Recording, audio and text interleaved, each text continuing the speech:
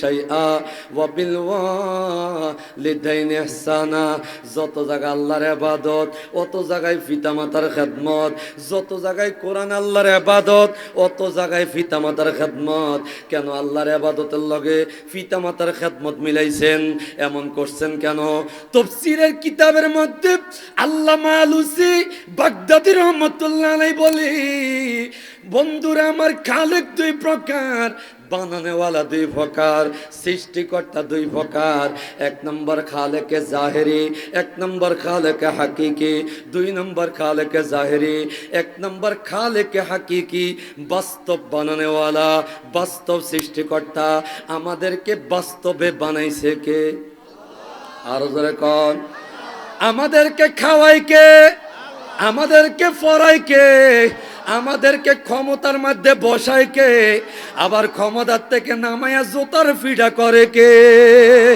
আলহামদুলিমান কদ্দারা খাইরাও ওয়া কাফালা ওয়া শুকরু লিমান সাওয়ারা হুসনাও ওয়া জামালা লা জিদ্দা ওয়ালা নিদ্দা ওয়ালা হাদ্দা লিমাওলা আল আনা কামা কানা ওয়া লাম ইয়ালকা জাওয়ালা লা ক্বাবলা ওয়ালা বা'দা ওয়ালা ওয়াক্তা জামানা লা হাজিবা ওয়ালা মানিআ লিল্লাহি তাআলা লা তুশরিক বিল্লাহি ওয়ালা রাব্ব সিওয়াহু লা ওয়ালিদা ওয়ালা ওয়ালাদা ওয়ালা উম্মা লাহা। লাযরকান মারহাবা।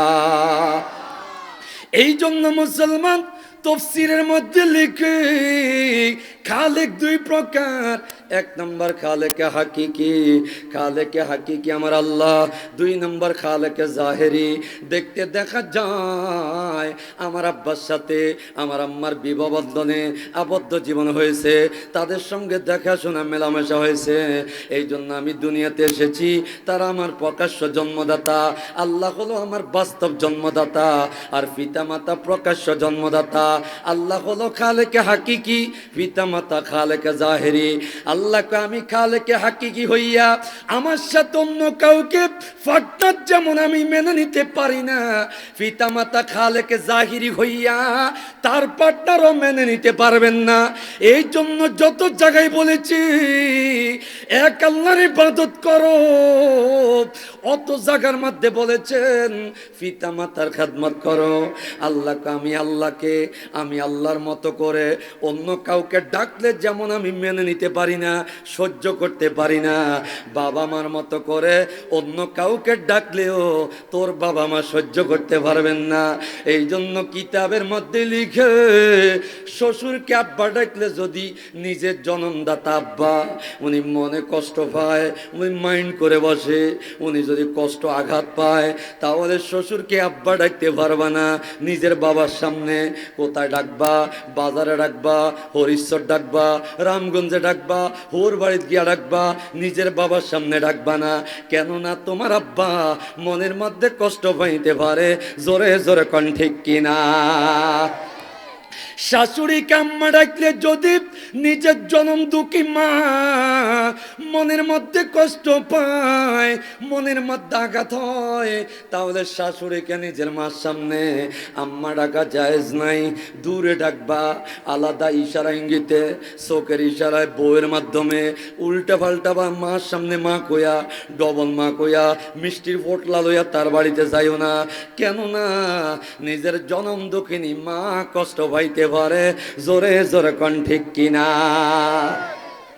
আল্লাহ কয় ফালা তাকুল্লাহুমা উফ। উফ শব্দ বলতে পারবা না, দমক দিতে পারবা না, প্রতিবাদ করতে পারবা না। কি করবা? আল্লাহু আকবার। ওয়াকুল্লাহুমা কওলান কারিমা। বরং বাবা মার সঙ্গে নরম নরম আচরণ করবা। বাবা গো, ও আমার আব্বা, তোমার বুঝি ইলিশ মাছ খাইতে মন চায়? বাবা গো, আমার একদিন সময় দাও, আমি মজু চৌধুরী হাঁটতে যাবো। বাবা যত টাকাই লাগুক আমার গায়ে চামড়া বিক্রি করে আমি ইলিশ মাছ কিনাই না, আমি তোমার মনের আশা পোড়াবো। জোরে কোন ঠিক কিনা? রহমাতুল লিল আলামিন সাল্লাল্লাহু আলাইহি সাল্লাম 6 বছর বয়সে নিজের মারে হারাইছে। মার খেদমত করার বয়স হয় নাই, এই জন্য নিজের দুধ মা হালিমা সাদিয়া রাদিয়াল্লাহু আনহা তায়েফে থাকতেন। তায়েফে মাঝে মাঝে চিঠি লিখতেন, মুহাম্মদ আমি তোমার দেখার জন্য আইতেছি। আমার নবী চিঠি পাইয়া উনি রাস্তার কিনারায় দাঁড়াইয়া থাকতো, আমার আম্মা আসতেছে। সাহাবায়ে কেরাম বলতেন, ইয়া রাসূলুল্লাহ, ওগো বিশ্ব নবী, ওগো মায়ার নবী, এই বৃদ্ধ মহিলাকে ওনার জন্য দাঁড়িয়ে রয়েছেন। আমরা তো জানি ছোট্ট সময় আপনার মা দুনিয়া থেকে বিদায় নিয়েছেন, আপনি কার জন্য দাঁড়াইছেন? নবী আমার বলতেন, সাহাবীরা রে, উনি আমার কলিজার টুকরা দুধ মা, ওনার কলিজার দুধ খাইয়া আল্লাহ আমায় এত বড় বানাইছে, এত বিশাল বানাইছে, এত মর্যাদাবান করছে। জোরে কোন সুবহানাল্লাহ।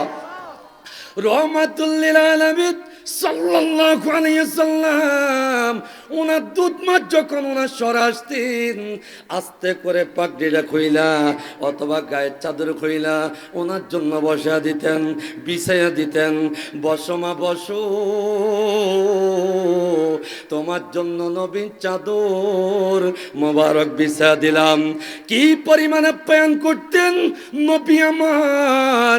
আর ডাক দিয়া বলতেন, মা গো, কি খাইতে তোমার মন চায় একবার আমাকে বলো গো মা, আমি কলিজা দিয়ে আপ্যায়ন করব। একবার বলো গো মা, আমি সব উজাড় করে দেব। এই জন্য নবী আমার ডাক দিয়া কয়, ওয়ালা তাউক্কান্না ওয়ালিদাইকা, ওয়ালা তাউক্কান্না ওয়ালিদাইকা, কোশ্চেন কেন পিতা মাতার অবাধ্যতা করো না, খবরদার মা বাবার অবাধ্যতা করো না। মা বাবার যখন একটু বয়স বেশি হয়, একটু সেন্সিন্না মেজাজের হয়, একটু গরম মেজাজের হয়, তোমার বিরুদ্ধে কিছু বলতেই পারে। তোমার বিরুদ্ধে হোক, তোমার বউ বাচ্চার বিরুদ্ধে হোক, নবী কয় বলতেই পারে। ওয়ালা তাউক্কান্না ওয়ালিদাইকা, কোশ্চেন কেন পিতা মাতার অবাধ্যতা করো না। ওয়া ইন আমারাকা আন তাখরুজা মিন আহলিকা ওয়া মালিকা, যদিও তোমার নির্দেশ করে এই জমিন ছেড়ে দে, এই দোকান ছেড়ে দে, এই বেড়া ছেড়ে দে, প্রয়োজনে ছেড়ে দিবা, এই বোরে তালাক দে, প্রয়োজনে বোরে গেড়ার গেট 3 তালাক দিবা, তবুও মা বাবার মনে কষ্ট দিবা না। জোরে জোরে কোন ঠিক কিনা? আরো জোরে কোন ঠিক কিনা? আমরা কি ঘুমে ধরে লাইছে? তো জোরে কোন নারে তাকবীর, আরো জোরে, আরো জোরে নারাই তাকবীর। আমি আপনাকে এলাকাত নতুন আইলো, রামগঞ্জ নতুন না, এই নিয়ে আমি আজকে হিসাব করছি। রামগঞ্জ আমার 37 নম্বর মাহফিল, শুধু রামগঞ্জের ভিতরে, শুধু রামগঞ্জে। আমি এখানে নতুন, হয়তো আপনাকে আওয়াজ এত ছোটো, আমি তো আরও ছোটো মাহফিলও করছি, বড় মাহফিলও, এত ছোটো আওয়াজ কেউ দেয় নাই। জোরেও দিবেন একটা আওয়াজ, নারায়ে তাকবীর। সবাই আমায় চিনে, আমি আব্দুর রাজ্জাক লক্ষ্মীপুরী। আমার পরে বয়ান করবেন আল্লামা মুস্তাকুম নবী কাসেমি। যেমন এলেম তেমন আমল, মাশাল্লাহ খুব চমৎকার। যেমন এলেম তেমন আমল, মাশাল্লাহ খুব চমৎকার। শাহজালালের হাতিয়ার গর্জে ওঠকে আরেকবার, গৌর গোবিন্দের চেলা যত এই মুহূর্তে বাংলা ছাড়। নাস্তিক মুরতাদ বাংলাদেশে এখন থেকে হুঁশিয়ার। মুন্নি শাখা নাস্তিক মুরতাদ, মুরগি চোরা ওই শারিয়ার। ইসলামের বিরুদ্ধে যারা এই মুহূর্তে বাংলা ছাড়। শাহজালালের হাতিয়ার গর্জে ওঠকে আরেকবার, গৌর গোবিন্দের চেলা যত নাস্তিক নিজুম মজুমদার। হুজুর নিজুম মজুমদার কেডা? এক বেয়াদবের নাম। এটা টকশোর মধ্যে বৈশা বৈশা ওলামা ইকরাম কয়, ওলামা ইকরাম জঙ্গি। আপনাকে কি ধারণা আপনারা জঙ্গি? এই মাদ্রাসা জঙ্গি তৈরি কয়? আলেম ওলামার যারা বলে জঙ্গি, আসলে যারা বলে তাগো 14 গোষ্ঠী জঙ্গি। মাদ্রাসায় কোন জঙ্গি হয় না, ওরে দারুল উলুম কোন জঙ্গি হয় না, ওরে মাদানিয়া কোন জঙ্গি হয় না, হয় রে জান্নাতের সঙ্গী। বিশ্বাস না হলে খুঁজে দেখো, বদলে যাবে তোর দৃষ্টিভঙ্গি। জঙ্গি মানি যদি সন্ত্রাস হয়, সন্ত্রাসী কারা তার পরিচয়। সন্ত্রাসী ওরা আলেম ওলামা নয়, সন্ত্রাসী খ্রিস্টান ওই ইহুদি। সন্ত্রাস সন্ত্রাস মোদের চারপাশে, অংশাংশুচি কসাই মোদি। আরে কথা বল না কেন? যারা আমাদের বাবরি মসজিদের উপরে হামলা চালাইয়া মসজিদকে ভেঙ্গে মন্দির তৈরি করে, তারা হলো বিশ্বের বুকে এক নম্বর সন্ত্রাস। মোদি দাদা জানে না একটা মসজিদের বদলা মুসলমান কি নিতে পারে। আমরা এখনো বলি, মোদি দাদা যে আকাম তুমি করছো, আমগো মসজিদটাকে ভাঙ্গি চুরমার করে তুমি মন্দির বানাইছো, তাড়াতাড়ি মসজিদ ফেরাও, না হলে তোমার প্রত্যেকটা রাম মন্দিরের সামনে 10টা করে মসজিদ তৈরি হবে। কথা বলেন ঠিক কিনা? এরা হলো সন্ত্রাস, এরা হলো সন্ত্রাস। আমাদেরকে সন্ত্রাস কয়, কত বড় সাহস! মানে যারা সন্ত্রাস এরা আমগরে সন্ত্রাস কয়। জিনিসটা কেমন হইলো?